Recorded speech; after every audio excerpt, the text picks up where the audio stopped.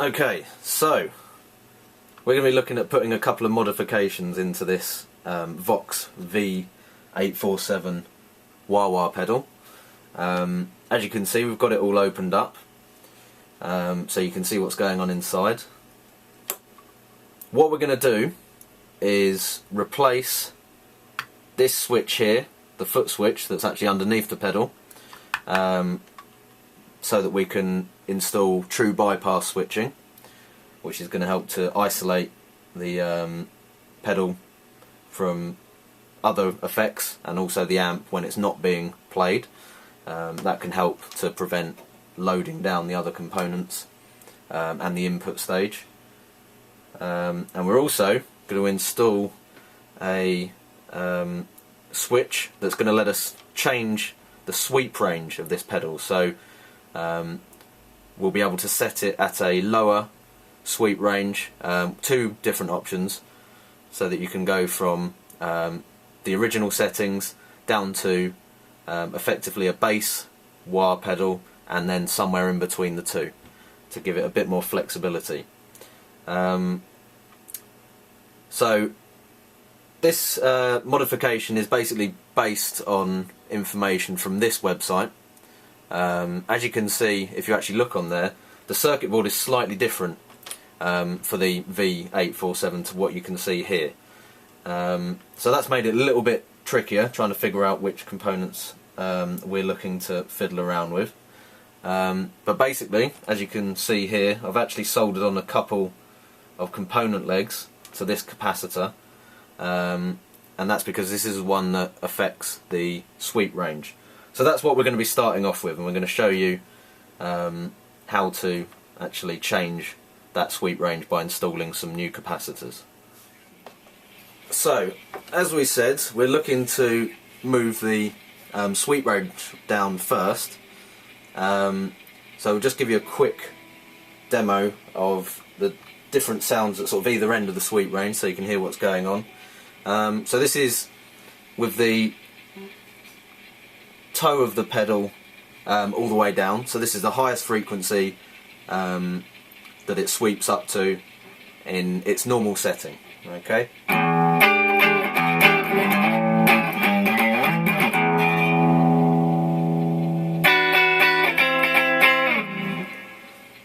So obviously you can hear that's quite trebly, it's a bit piercing on the top end, and also you can kind of hear that it's so high up that it's actually accentuating the sort of hiss and noise through the amp quite a bit. So a couple of the reasons why you might want to adjust that frequency slightly. So now obviously, because it's on the table, I can't actually use my foot to adjust this, but if I move the pedal so it's now in the heel down position, we can hear the lower end.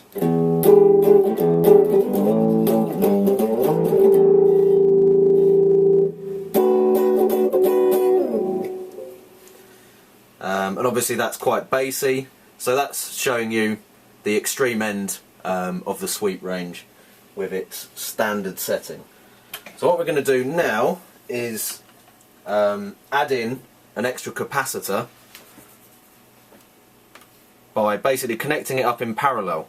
Now, the good thing about capacitors in this sort of circuit, if you add them together in parallel, the capacitance will just add together, so effectively you get a bigger capacitor in place. Now that's going to make it quite easy to test out the effect of increasing the size of the capacitor, so you can get an idea before you actually start to solder stuff what's going to happen. So I'm just going to take a couple of crocodile clip leads and hook those onto the component wires that I installed before. So again, I've done that so that I can actually add components into this circuit without having to constantly desolder and resolder components into the board, so I'm less likely to cause it any damage as well. Now, on the website that we mentioned before, the sweep range mod is quoted as using a 0.068 microfarad capacitor to give a bass wire effect. So at the moment we've got a 0.01 in there. So what we can do is, to get somewhere close to that setting, I'm going to put a 47 nanofarad or 0.047 microfarad capacitor in parallel with the existing capacitor that's there. So that's going to give us roughly, well, pretty close to a 0.68, but it's actually going to be 0.057. So it's close enough just to get an idea of where we're going to be at if we put that sort of size capacitor in. So all I'm going to do is take the other two ends. So these are not polarized capacitors, so it doesn't matter which way around you hook them up. But obviously make sure you're not shorting out the two leads, so make sure there's a gap there. And don't put it on top of anything metal or let it touch the casing, because you're going to get popping sounds, which could cause a bit of damage to your amp, and obviously they sound quite unpleasant as well. So let's switch that back on now and see what's happened. So we're still at the base end of the sweep now, because the heel of the pedal is down. So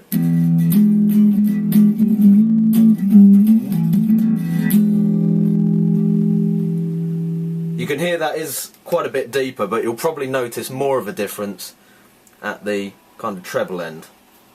So straight away when I've moved that into the toe down position, you can hear less of the sort of hiss coming through, because it's not accentuating that background noise from the amp as much. And if we just play that a bit,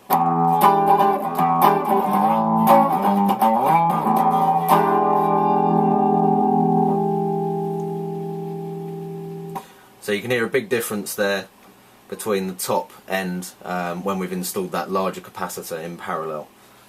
And what we can do is actually quickly disconnect one of the legs on this capacitor, and then that's going to change it back to the original setting. So we can quickly sort of A/B the two to see the difference. So this is the original setting in the highest frequency.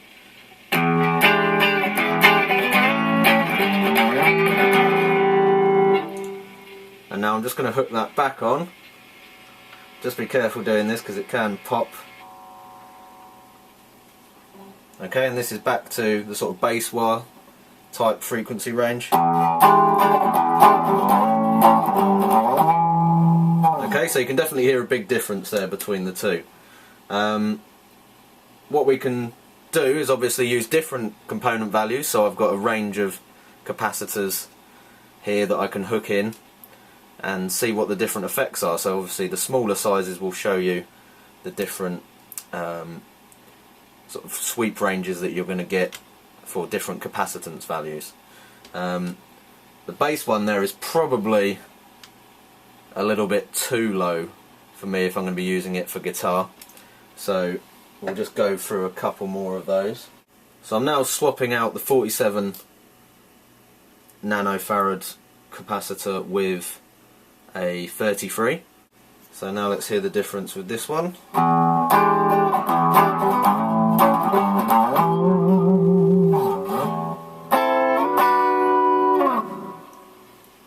So we're not losing quite as much of the top end, but it's still a fairly significant difference. Let's just check that against the factory setting.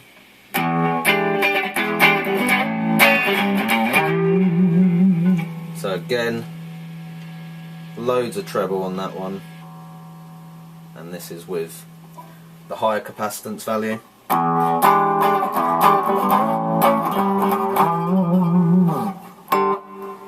And now we'll just try that one more time, and we're going to put in a 22 nanofarad capacitor this time. So we're actually, in total, we've got 33 nanofarad capacitor setting the sweep range. So if you were going to replace the original component with a single capacitor, you would obviously want to use the one that is the value of the two combined, rather than just putting this one in, because this will be slightly lower than the value that we're actually testing out. Okay, so this is with 22 nanofarad capacitor added in.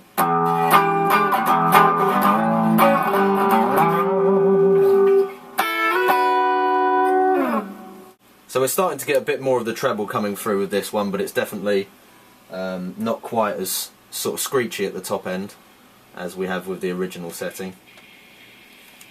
And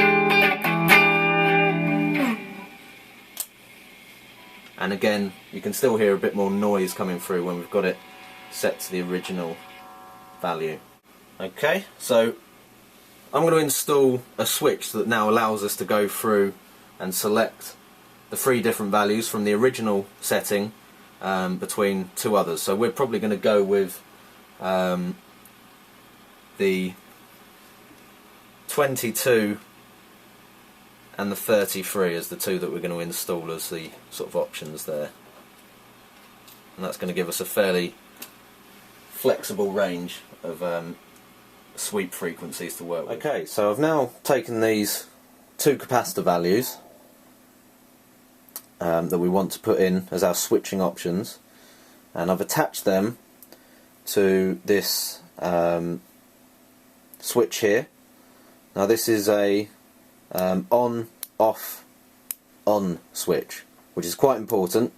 The middle position means neither of these poles are connected to the central one, and that's because we need that so that we can have the default setting or factory setting that we can go back to.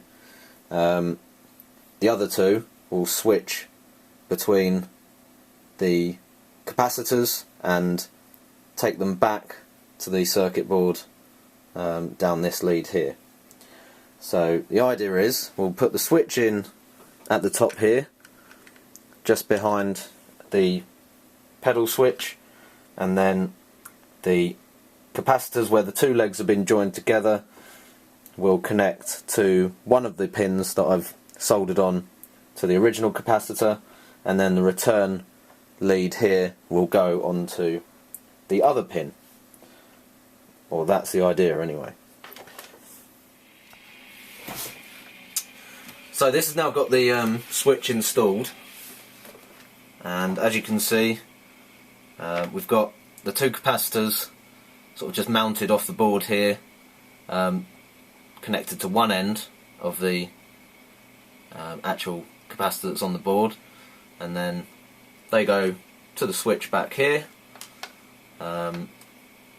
with the return lead coming back to the other end of the capacitor, so that effectively the switch will connect and disconnect the 2 capacitors in parallel with the existing one here. So what we've got is a selector switch, which in the middle position disconnects both of them and leaves us with the original capacitor value.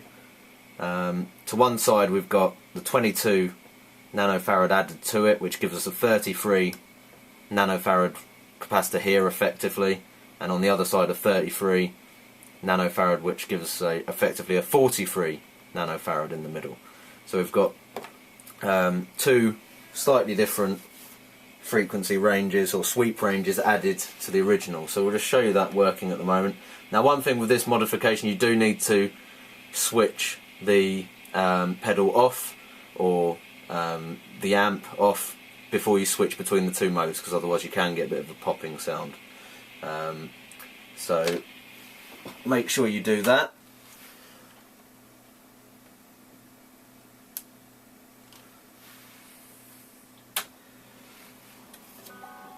Okay, so this is switched over to the 33 nanofarad value.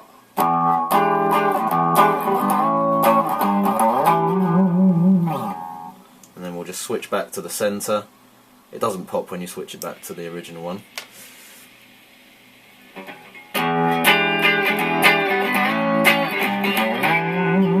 So as before, you can hear the difference pretty clearly, and we'll now just check the other one as well.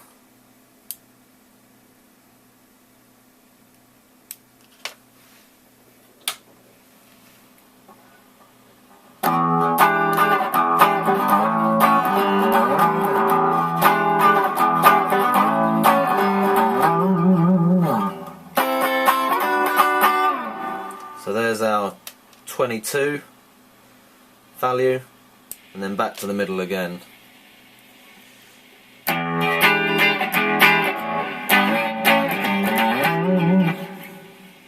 So both of those are working.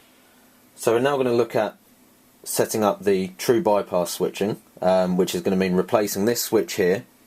This is a basic SPST switch, and that means that whether you've got the wah-wah pedal switched on or off, the input from the circuit here is always going to be connected to the instrument input, and therefore it's always going to be connected to other effects and the amplifier as well.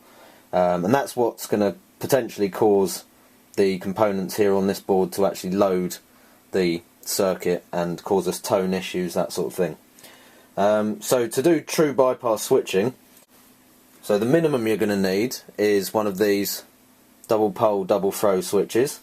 That will enable you to bypass completely the circuit by having your input and output on one side, and then the input and output to the circuit on the next two connections here.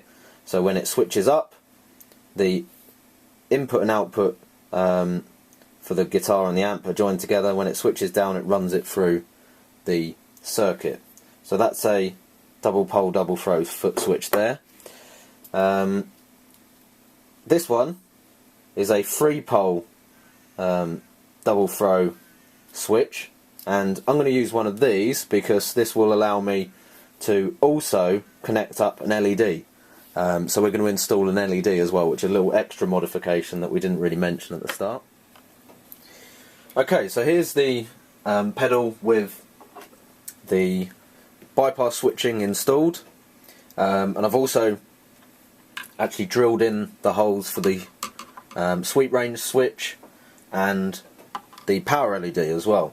So it's now all installed. I've used the bypass switching method that you can see here. The advantage of this one is that you actually get to ground the input when the circuit is switched off as well, so that could certainly help with things like circuits oscillating and creating additional noise when they're switched out of the circuit. I'm not so sure that would be a problem with a wah-wah pedal, but it's one of those things that you might as well do it anyway because it's going to help to clean things up a bit. As you can see, we've got input and output wired in here, same as you've got on that diagram, and we've just basically run it all around the outside so it doesn't snag up on the spindle here for the pot. So wiring up the bypass switch is fairly easy if you follow the sort of diagrams. The only thing you need to do on the board is work out where your input and your output are. In this case, the input to the circuit is the green wire that was connected to the input jack here. So I've had to extend that slightly to take it over to the bypass switch, which you can see there. The output, which was connected directly to the original switch, was this blue lead here, and that runs off of the smaller circuit board where the pot is mounted. So it's fairly easy to find the input and output as long as you disconnect them from the right places. So looking at the finished pedal now, you can see we've got an extra switch here mounted at the front. There's just about enough room there to have the switch sitting just in front of where the pedal will come down. Obviously you don't want it to get squashed underneath. So in the middle we have the original sweep range setting, and then the two alternatives, slightly different voicing on each of those to the left and the right. Also on this one, because we've installed an LED underneath, we also have a nice blue glow underneath. So if we just take the lights off a little bit, you can see that a bit more clearly. And that creates a nice sort of effect because it sort of shines off the bottom of the pedal, so as you open and close it you see a little bit more of the blue light there, which looks pretty good, I think.